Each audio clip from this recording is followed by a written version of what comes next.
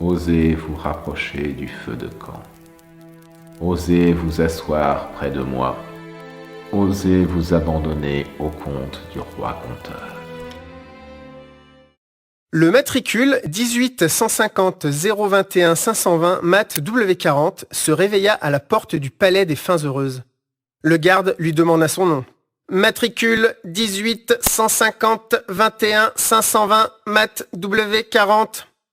On va t'appeler Mat. Confirmé. Pourquoi viens-tu ici? Comprendre. D'accord, tu n'es pas banal, toi. Analyse. Non, moi c'est Roger. Confirmé. Je vais t'amener chez le vieux mage. Le brave soldat amena le nouveau venu en haut de la tour de l'observatoire et frappa à la porte du plus grand mage du royaume. Entrez. Votre grandeur, un nouveau venu. Il cherche une certaine analyse. Je crois qu'il est un peu spécial. Merci, Roger, je vais m'en occuper. Le vieux mage claqua des doigts, renvoyant le soldat à son poste. Au vu de tes difficultés de compréhension, je vais demander à Gideon, mon apprenti, de t'accompagner.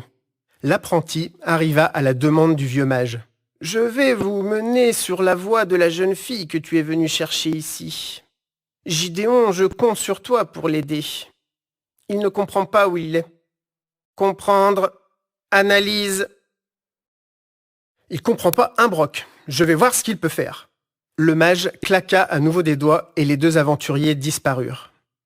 Quand ils rouvrirent les yeux, un loup gris leur léchait le visage. « Bonjour, jeunes humains, je suis le gardien de la forêt.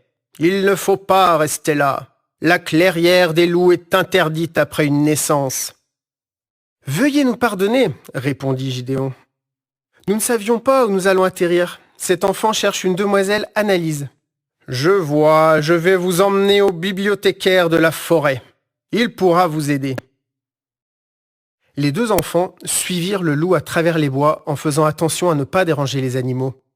Après avoir traversé une route de briques jaunes, ils arrivèrent dans une clairière où se trouvait une étrange maison en bois au toit coloré de plusieurs couleurs. Sur le fronton, au-dessus d'une porte double, il était écrit en lettres de bois « Bibliothèque ». Les enfants remercièrent le loup. Gideon lui fit une révérence pendant que Mat resta debout.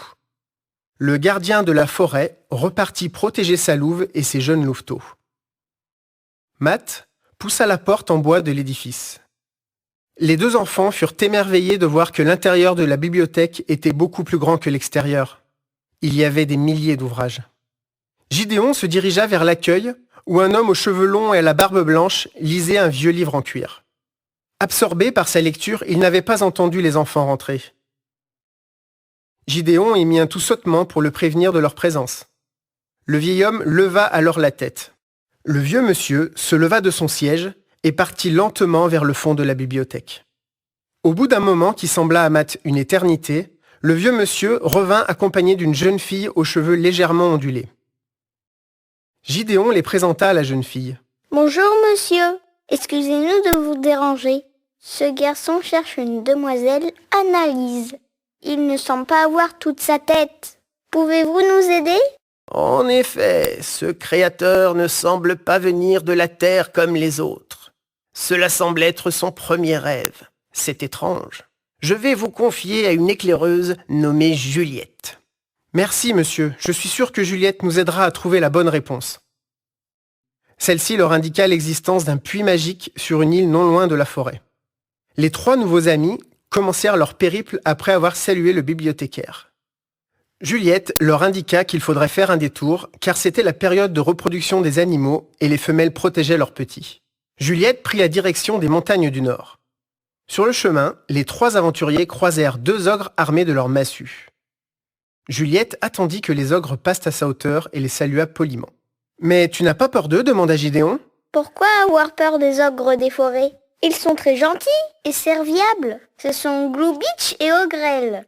Ce sont les enfants de la reine des ogres. Comme notre chemin passe sur son territoire, nous devons aller la saluer. »« Si tu veux.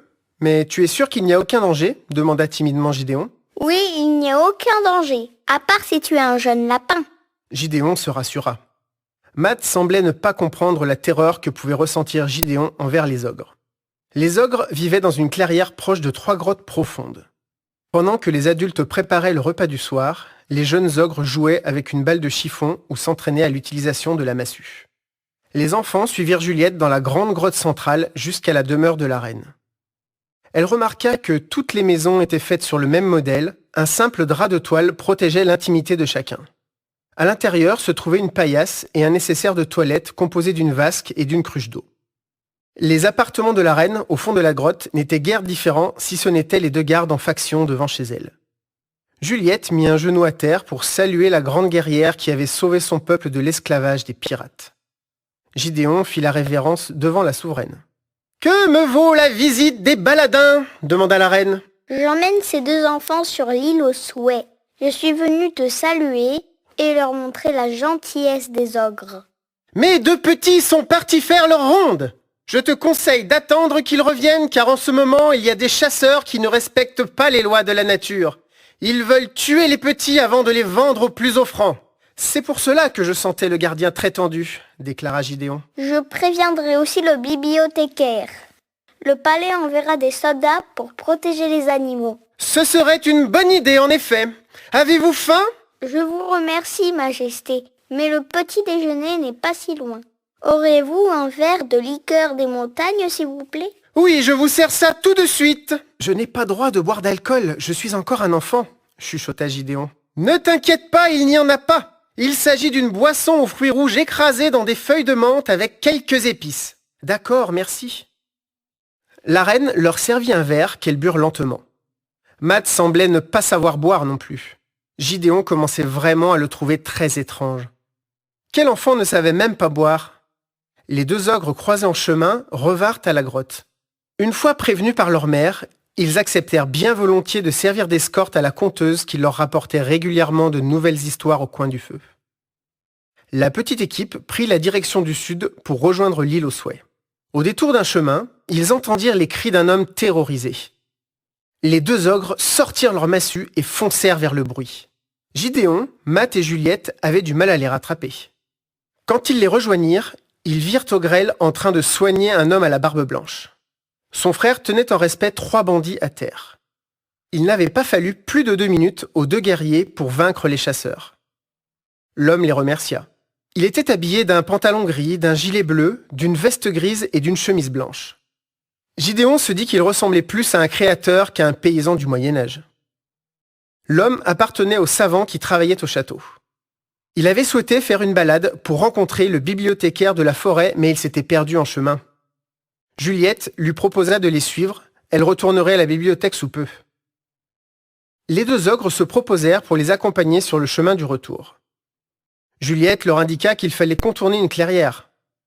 Gideon demanda pourquoi il fallait faire un chemin si long, alors qu'en coupant par le centre, cela aurait été beaucoup plus rapide. « Regardez, cette clairière est le territoire des lutins bleus. Et s'ils voient des ogres, ils vont prendre peur. Ils sont très petits et leurs maisons en champignons sont très fragiles. Pour eux, nous sommes des géants. » Les enfants, respectueux de tous les êtres de la nature et ébahis par la vision des petits hommes des bois, prirent leur mal en patience et continuèrent la marche. Au bout d'une bonne heure, ils arrivèrent enfin devant un grand lac, sur le bord duquel se trouvait une barque avec des rames. Au loin, on apercevait une petite île recouverte de quelques verdures et en son centre, un puits. « Il ne vous reste plus qu'à ramer jusqu'à l'île. »« Tu ne peux pas nous aider ?» demanda Gideon. »« Non, pour que le puits fonctionne, il faut que ça soit vous qui ramiez. » Gideon souffla, cela ne sembla pas déranger Matt. « Au moins, nous n'aurons plus à marcher, » déclara Gideon. « Mes pieds n'en peuvent plus, ça les reposera. » Le trajet fut beaucoup plus court que le jeune apprenti aurait cru. Matt, bien qu'un enfant, avait une force herculéenne.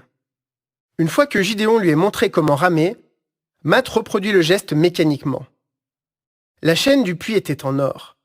Gideon tira dessus et remonta un coffret en bois. Matt l'ouvrit, mais au comble de la surprise, le trouva vide. « Je ne comprends pas. C'était la carte vers la demoiselle Annalise. Comment allons-nous t'aider, Matt ?» L'enfant sourit et disparut. Gideon regarda l'homme et la conteuse. Personne n'avait compris qui était cet enfant si étrange et cette Annalise qu'il cherchait. Ils prirent tous le chemin du retour. Le matricule 18 150 21 520 MAT W40 redémarra son système, cherchant à analyser le bug qui venait de perturber son système et reprit son travail sur la chaîne de montage, mais un observateur attentif aurait pu remarquer que désormais, il souriait.